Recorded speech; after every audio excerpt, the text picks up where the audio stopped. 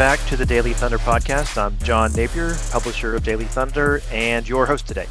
Alongside me is Daily Thunder beat writer Brandon Rahbar. Brandon, how are you this week?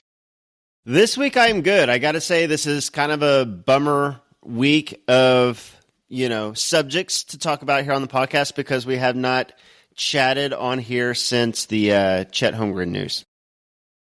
Yeah, since the last time we spoke, there's been a couple of bad news things that have happened in Thunder World. First, the team lost its first games of the year and then suffered, as you attributed, the biggest loss of all on Sunday. With 6:53 to go in the first quarter against the Warriors, Chet went up to defend Andrew Wiggins. When he came down very hard on his right hip, suffered what is called a right iliac wing fracture. It's a very, very rare injury for basketball players. From my internet research, this kind of injury is typically suffered by dancers, and it's like a stress fracture. But Chet here occurred due to impact. So at this point, the long-term impact is pretty speculative. The team expressly said in its release that Chet Holmgren is expected to return during the 24-25 season, and an update on his return to play protocol will be provided in 8 to 10 weeks. I presume that means that if his healing and recovery are good, Chet will be able to return soon after that 8 to 10 week time frame. But of course, if there are any issues or setbacks, his return would obviously be pushed back, potentially putting his season at risk. Let's talk optimistically. That timeline would indicate Chet could return even before the All-Star break. But what do the Thunder do without Chet for the foreseeable future? In the short term, the team is very thin in the front court. So should the team try to add a free agent big like Biyombo is available, and he was with the team last season? What do you think the team should do right now? Yeah, I don't think, knowing how this Thunder team operates, I think that they are very comfortable playing small ball, and it was effective, obviously, against the Clippers. And the Clippers and Zubac have been really, really good this season. Zubac has been dominant. And Harden likes to spam that two-man game between him and Zubac. And, the Thunder just swarmed Zubac. And they just threw bodies. And they just caused chaos with turnovers. They have so many good perimeter defenders. And they have so many long players that the idea is like, hey, we're obviously not going to be able to throw any big bodies at these guys. But I think that they'll survive right now by playing small ball, which, Shea has said they're used to and comfortable with, and they've built this muscle over the years playing small ball. Mark Daigneault has said the team is used to this. This is something they're comfortable with. So I don't think they'll rush out and sign anybody. By the time you sign somebody, get them acclimated, get them into the system, things like that. Hartenstein most likely is back, hopefully back in the next week to 2 weeks. According to his timeline and all that we've heard, we haven't heard anything negative. As far as we know, he should still be coming back in a week or two. So I think that they'll just survive, especially, they're playing the Pelicans tonight. The Pelicans, they have a rookie named Isi who's a good player, but he's still a rookie. I think they'll feel comfortable with him and Daniel Tice. Obviously, they have Nurkic who's coming up, and he got 31 rebounds on this team last year. So I guess it's kind of like, how much worse can it get? And then they have the Mavs who have Derek Lively back. They have Daniel Gafford. But I think they'll just try to survive these next few games without any sort of big and just play small ball. Yeah, you mentioned Hartenstein could be coming back pretty soon. On the timeline that was originally given, he's supposed to be reevaluated as early as the end of next week. So you're kind of leaning towards the plan that the team should just kind of suck it up over the short term. There are going to be more reinforcements coming like Jay Will. Got Kenny Hustle back. The team should just kind of manage through the loss right now until iHeart comes. Well, it would be different, I think, if there were any free agent bigs out there that made any sense, just like on the street that they could sign. I mean, I guess you could call it Bismack Biyombo again, but, they signed Bismack last year. They love Bismack. Great for the locker room. He can play some defense and grab some boards, but they didn't really even play Bismack much last year. So I don't think that the team sees, the free agent market as a viable way to shore up the big situation, especially with Hartenstein coming back soon. And then trades just don't typically happen this early into the season, and you're kind of giving up assets for, what's kind of a patchwork thing. Because I think once Hartenstein's back, they're going to kind of do what they did with Chet. They'll start Hartenstein. He'll play 30 minutes a night, and then those other minutes, they'll play small ball, whether that's Ousmane Dieng, whether that's Jada playing as a big with the backups, whether that's Kenny Hustle getting more up to speed, whether that's Leon's getting some time at some point, Dylan Jones. They'll just throw bodies, I think, out there. So it's not necessarily what I'm saying they should or should not do, but I do think that that's what they will do. Yeah, and you ran through a lot of different options on who can sort of fill that big spot when they're playing really small. Kenrich, in his first full game back, he only got about 6 minutes of action, even with all of the injury issues in the front court. Do you think that his limited minutes is because the team is acclimating him or giving him time to get back into game shape, or is the team really just that committed to small ball? I think it's a combination of both. I think a lot of it was his first game back, managing those minutes, not taking on a big workload. He's got to get into basketball shape and game shape. So I think that's a big part of it. But I do think that the team is committed to small ball. Now, I do think Kenrich will play more minutes against the Pelicans tonight because Alex Caruso was out. And Alex Caruso, funny enough, has played the 5. So, he has been kind of a emergency big, I guess. So I'd expect Kenrich to play more tonight. I expect Ousmane Dieng to play more tonight. But I do think that this team is committed to small ball. Yeah, and you brought up Caruso being out. How do you think that changes tonight's game? Yeah, I think it changes it. But this Pelicans team is... Talk about injuries. I mean, it's crazy how many guys they have out right now. Zion obviously is out. DeJounte Murray obviously out. Now Jose Alvarado, Herb Jones. This off the top of my head, I know I'm missing somebody pretty big. Who am I missing, John? I know they're missing. I just tweeted this out just a little bit ago. The point is they are down pretty bad right now as far as injuries go. Jordan Hawkins and CJ McCollum, they are down bad. So I think the idea is, hey, obviously, the Thunder are missing Chet and Hartenstein and Jay Will and now Caruso. But when you look at the talent, when you look at the team, I think that the Thunder will still be able to handle this Pelicans team tonight. So I do think that you'll see all the guys that suit up tonight will probably be in the rotation. And I think that they will cause chaos and turnovers with their small ball. And the Pelicans will have a hard time on the other end defending them, I think. Do you know when Caruso suffered his injury, or is this one of those things where Caruso is just that active of a player that it may be impossible to tell really where he got hurt? Yeah, he flies around all the time, so I don't think there's any play that I could pinpoint and say that this happened. I think, just kind of general soreness, bumps and bruise from flying around. I don't get the feeling that it's anything serious, just hip soreness. So, everybody on the Thunder, hopefully taking care of those hips, but I think Caruso will be just fine. Yeah. I hate seeing another hip injury on the injury report, but this is where we are right now. Speaking of other players, though, that could fill that front court spot, Leon's had a double-double with the Oklahoma City Blue. Do you think he should be getting some run? Yeah, so I liked Leon's, you kind of looking at his preseason, his training camp, and the little flashes that we saw. I thought he could play defense, and I didn't realize until I started doing a deep dive on him that he was the JUCO Player of the Year in 2021, and then he won the Missouri Valley Conference Defensive Player of the Year back-to-back in 23 and 24. So, I mean, obviously small division college, and then, small conference college, I'm sorry, not division, and then JUCO, but he kind of has a history of playing well, and now in the G League, he's getting 21 boards in his first game and scoring 19 points. I wouldn't mind. He's a big body.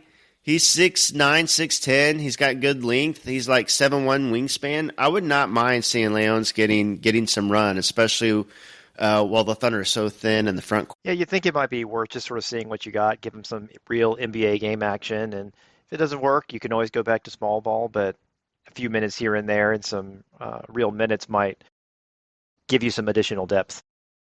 Yeah, and why not see what he has? Like, see if that translates. It was really. I watched that G League game, and I mean, he kind of just knows where to be. Got a bunch of offensive boards. I think that his timing on those rebounds and his length. I mean, he's kind of a player that the Thunder don't have right now with Chet and Hartenstein out. And sad to say, 6'9", 6'10" is. I mean, he's going to be a giant on this team right now. So, yeah, I'd like to see him get some run. I don't know if he will. He's still a rookie. He's still really green. But I'd like to see him get a shot. But with all these injuries, if we can go back in time to the season preview pod, you thought this team could be a 60-win team, likely number 1 seed. I'm going to give you a chance. Do you want to revisit your predictions?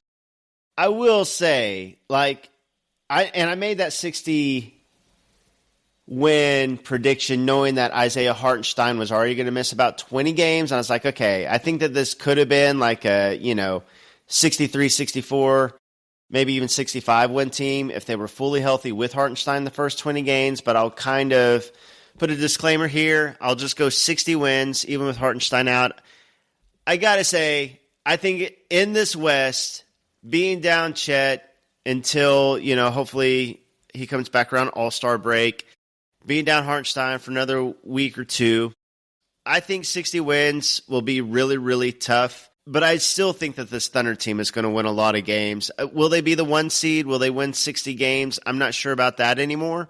But I still think that home court advantage in the playoffs is still very much I think it's going to happen. I still think that they're a home court in the playoffs team, even with Chet out. All right, you heard it here first. Still going to have home court advantage. Let's recap. I will officially come off the 60 wins, though. That's pretty high without Chet until, hopefully All-Star break and without Hartenstein for a little while. Yeah, it's a pretty tall order for this team. Only small ball can only take you so far, and there's some really good bigs here in the West that Oklahoma City's have to contend with, especially like in a place like Denver, or Minnesota. Let's go back to the last 7 games and some of the games that were played. And we talked about what happened in the Warriors game. But to kickstart the week, Oklahoma City played its second game in Denver and lost its first game 124-122. In that game, Oklahoma City had a 16-point lead in the third quarter. It looked like it was just outclassing the Nuggets. But then they blew that lead in a hurry. What went wrong? That was such a weird game. That was such a surprising game because, yeah, they had that 16-point lead. They looked like they were in control. It was an odd game, just kind of overall. And it was a game where Jamal Murray was out, Aaron Gordon was out, so it kind of just seemed like that the Thunder were going to come in. They came in opening night in Denver and dominated them, and now they didn't have Gordon or Murray. But Russell Westbrook turned the clock back. He looked like 2016, 2017 MVP Russ. I mean, he scored, I think it was his highest scoring game in over 2 years. He shot really efficiently. He played really, really well. Shea, very uncharacteristically for him, had 8 turnovers. That just does not happen with Shea. A lot of high usage superstars, like that's not, crazy to see 8 turnovers. But for Shea, it was really odd. Chet didn't have his best night that night. Jokic, of course, did Jokic things. So all that said, even with all those things happening, I thought Jada was really good that night. Christian Brown went crazy. And still, on the road in Denver, it was still a 2-point game. Thunder had a chance to tie it there at the end. It was just an odd, kind of surprising game. A lot of weird things happened that night, I think. Yeah, and you mentioned the 8 turnovers. I think that is ties Shea's career worst in a game as far as turnovers go.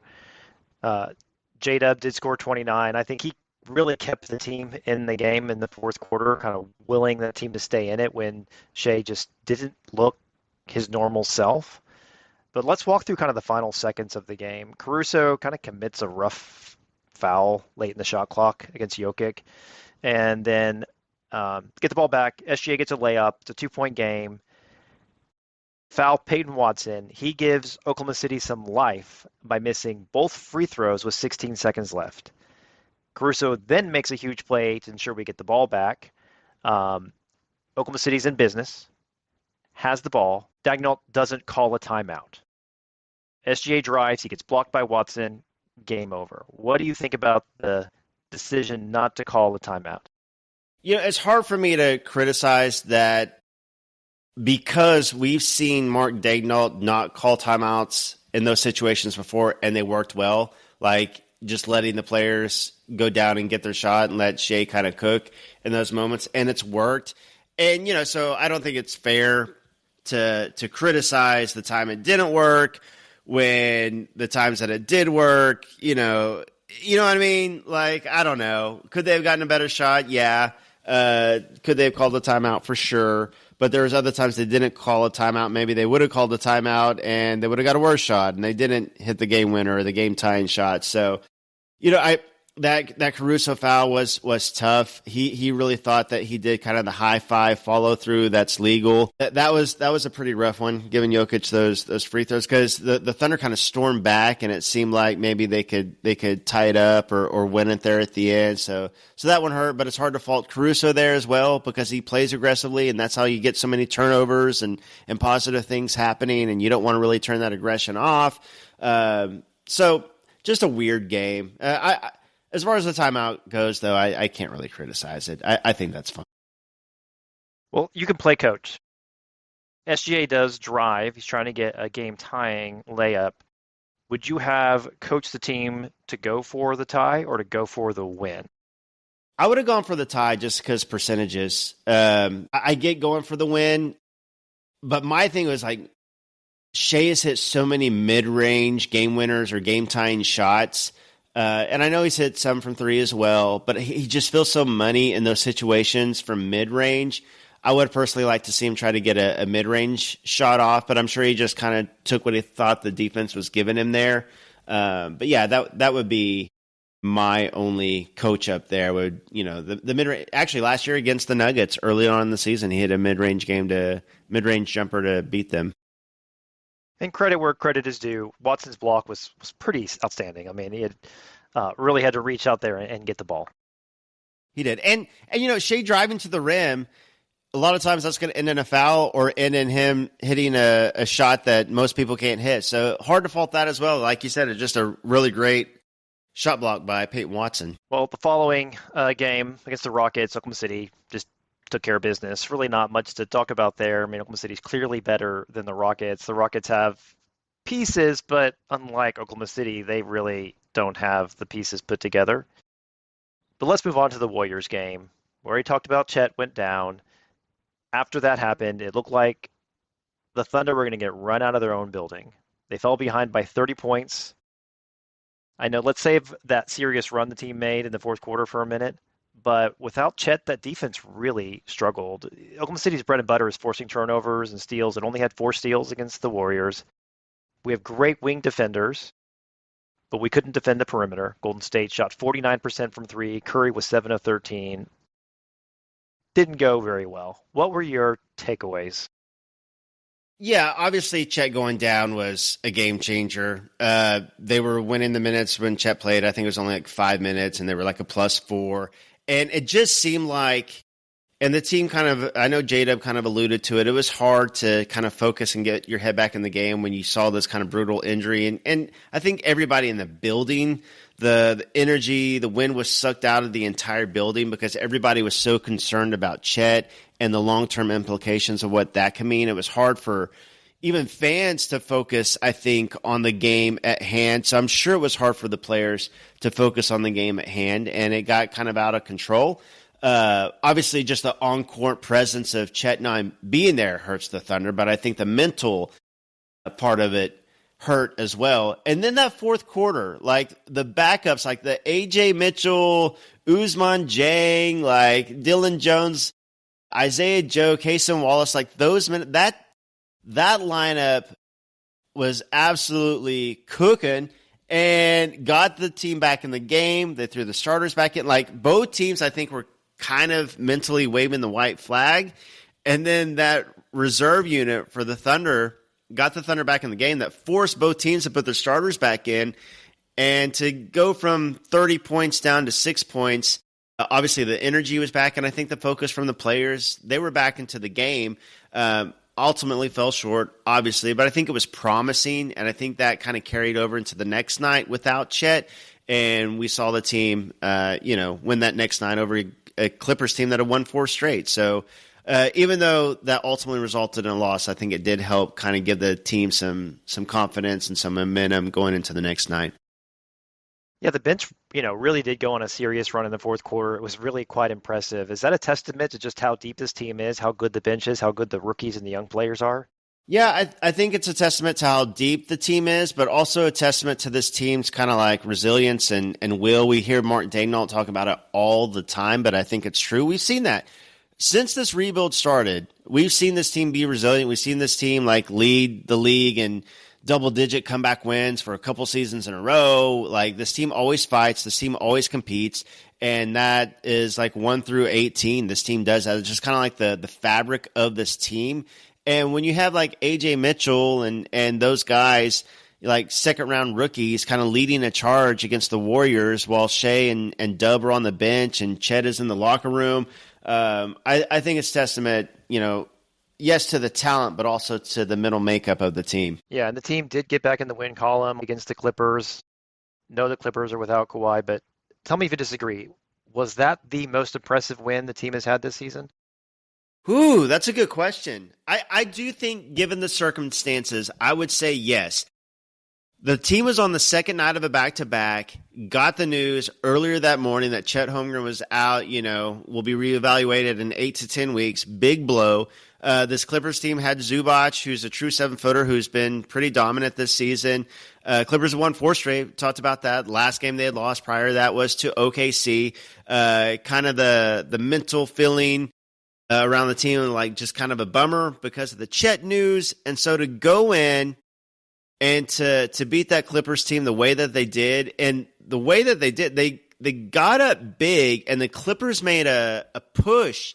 Like, they were up 20, and the Clippers got it down to 3, and it just looked like, oh, man, like, they give it their all, but it's the second night of back-to-back. They don't have Chet. The Clippers are going to win this thing. I think that was kind of the feeling amongst, some fans. And then the Thunder made another push, and they won that game, and they hit big shot after big shot down the stretch. And Shea and J-Dub had their best games of the season. Shea broke his career high in their first game without Chet. So I think, again, speaks to the kind of mental makeup, like kind of rising to the occasion when they had to. Unfortunately for Thunder fans, this Clippers team looks like it's going to be pretty good, even without Kawhi, because Norman Powell has been insane this season. James Harden has been good, and Zubac, and then have good role players and defenders around those guys. So, yes, I do think, given the circumstances and how the game played out, that may have been the most impressive win of the season. Yeah, Powell was almost unconscious against the Thunder, hitting pretty incredible fadeaway three-pointers. That one I think it was hit the end of the half, was just an insane shot. So I guess to overcome some of that kind of shooting was a pretty impressive way to close out the Clippers. And now they're 2-0 against the Clippers. And you mentioned Shea had his career high with 45 points. He also was the first player in NBA history to get 45-plus points, 9+ assists, 5+ steals, and 2+ blocks in a single game. He filled the stat sheet up. He really does seem to relish playing against his former team, the team that drafted him. Since the start of the 22-23 season, he's averaging 30 points, 6 assists, and 4 rebounds against the Clippers. But what do you think impressed you the most about his performance? Is it the scoring, or was it other things that he did? Yeah, I think what impressed me the most was the fact that he broke his career high, and it just seemed like another night for Shea. Like, it didn't – I mean, it really – like, I couldn't believe it there at the end. It's like, oh, he's about to break his career high. And maybe even more so was the shots that he hit down the stretch. Like, hitting those free throws, like in that situation, game was on the line, the Clippers making a push, just kind of like the leadership he showed by just going out and handling business. Like, I think the team really needed that win. I think the fans needed that win. And he rose to the occasion. So I just think that, having his best night, his best career night points-wise, in their first game without Chet against a good team on the second night of back-to-back, I was just really impressed that he rose to the occasion like that. And we've kind of seen Shea do that. He rose to the occasion in the playoffs. They ultimately lost to the Mavs, but I think that he was the best player in that series, even over Luka and Kyrie. So we've seen Shea do this, and I thought his decision making down the stretch was really great too. He could have kept going. He could have shot for 50 if he wanted to, but he hit J-Dub for a couple of shots down the stretch. So I thought his playmaking was really on point as well. So pretty big week of games coming up. The Suns continue to play well. They are also down a star with Kevin Durant out with a left calf strain. They lost to the Kings without KD. They got a win last night against the Jazz. They're tied with the Thunder and Golden State at the top of the Western Conference. So this is a pretty big game. How do you see this one playing out?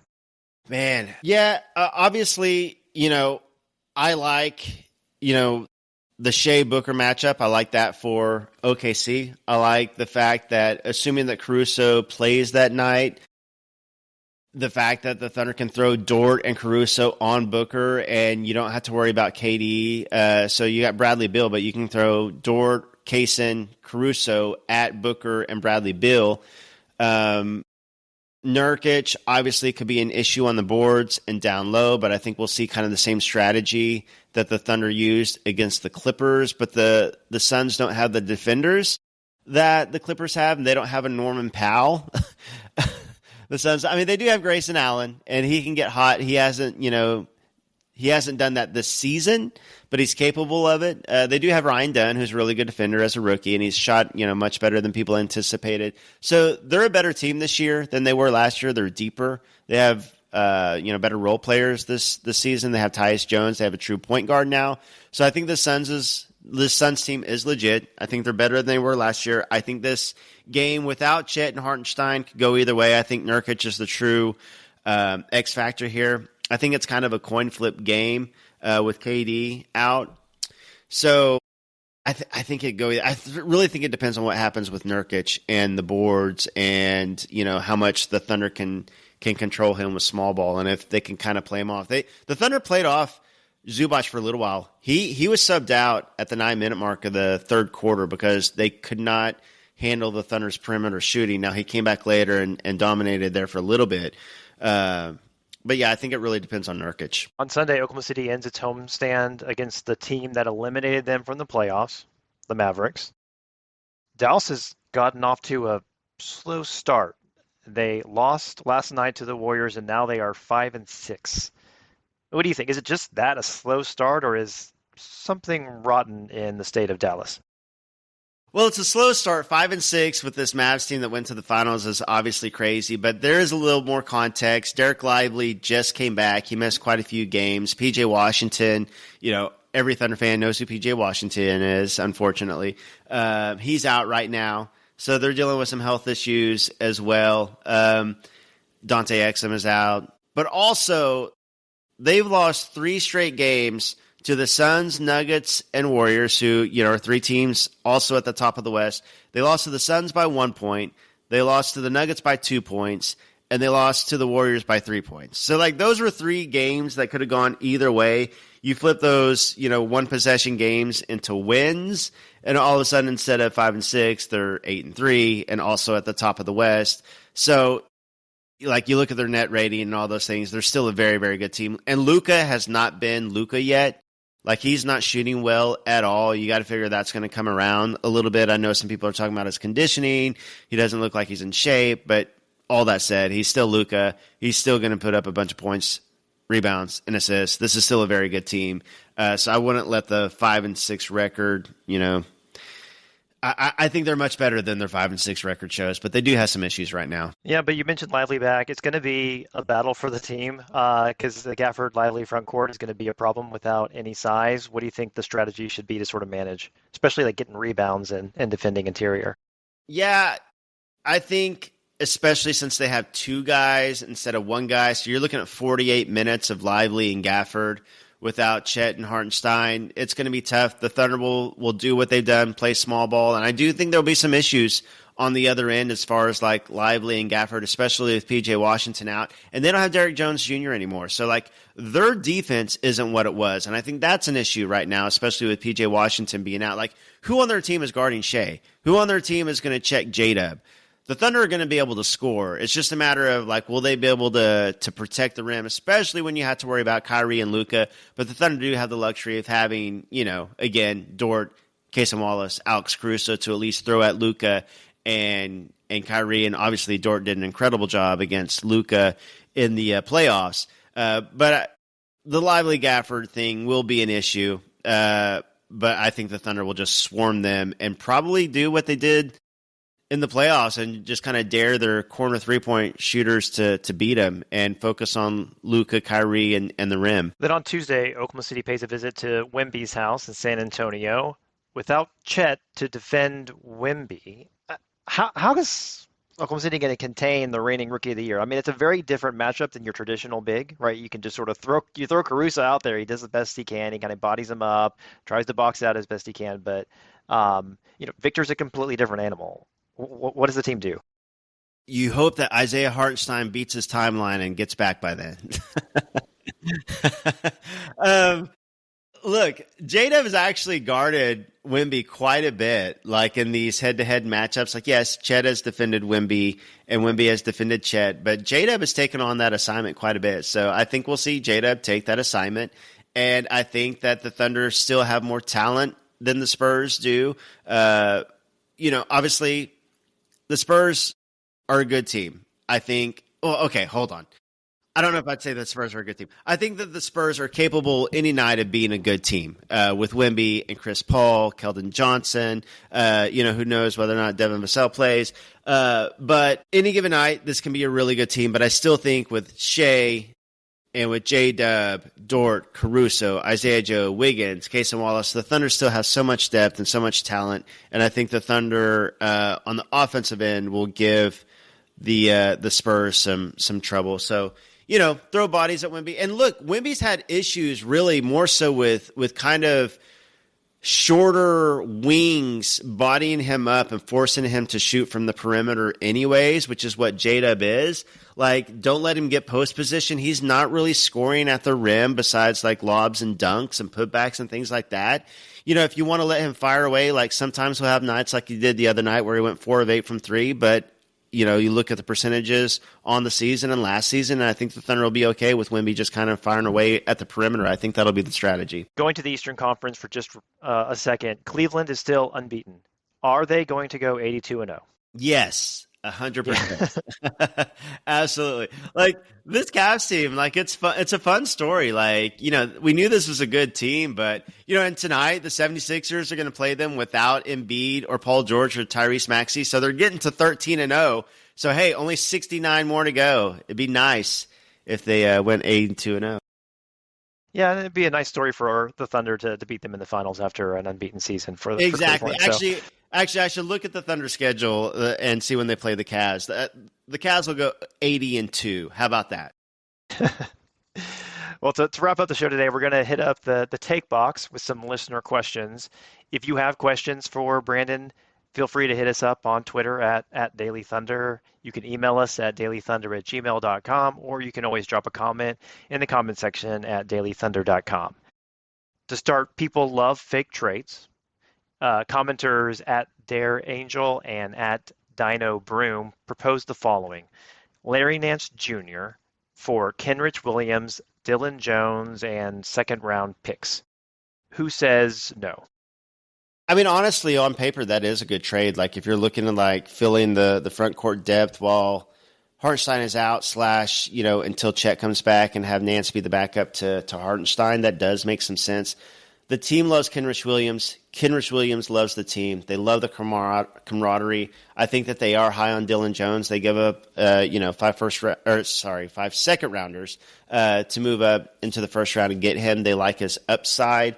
I think it makes sense. I think that's actually a good trade. Larry Nance Jr., I think, is kind of an underrated bench piece as a big. So I don't mind it for the on-court fit. I don't think the Thunder would do it because of how much they value Kenrich Williams and his presence, and how high they are on Dylan Jones' upside, though. At Dad Jokes wants to play a game of Would You Rather. So, Brandon, would Yes. you rather be guaranteed a title this season, but the current core won't win another one, or be guaranteed the first and seventh pick in the upcoming draft? Whoo! So you get Cooper Flagg to go along like this. This starting lineup would be SGA, Dort, J-Dub, going more to his natural position of the three, Cooper Flagg, Chet, and then Caruso, Hartenstein, Casey Wallace, Isaiah Joe, Aaron Wiggins off the bench. That is absolutely filthy. Obviously, and Nikola Topic coming back.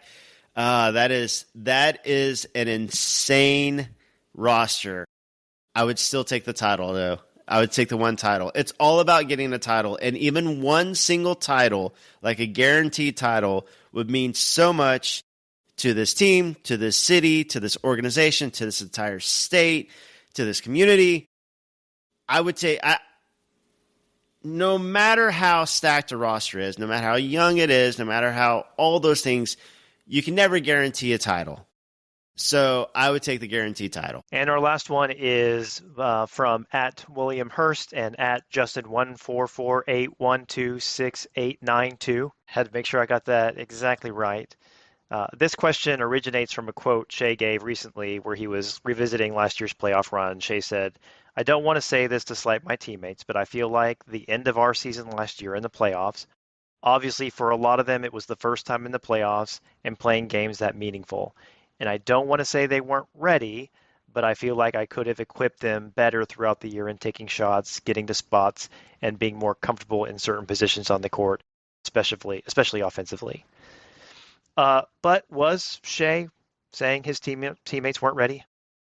No, being in that room when Shea answered that, he was very careful about how he worded that. He wanted to make sure that, he wasn't sliding his teammates. He just gave an honest answer, and honestly, it was kind of the answer that most observers, whether it be analysts or fans or whoever, said, was a big reason why the Thunder didn't win in the playoffs versus the Mavs was, kind of the offense and the scores behind Shea.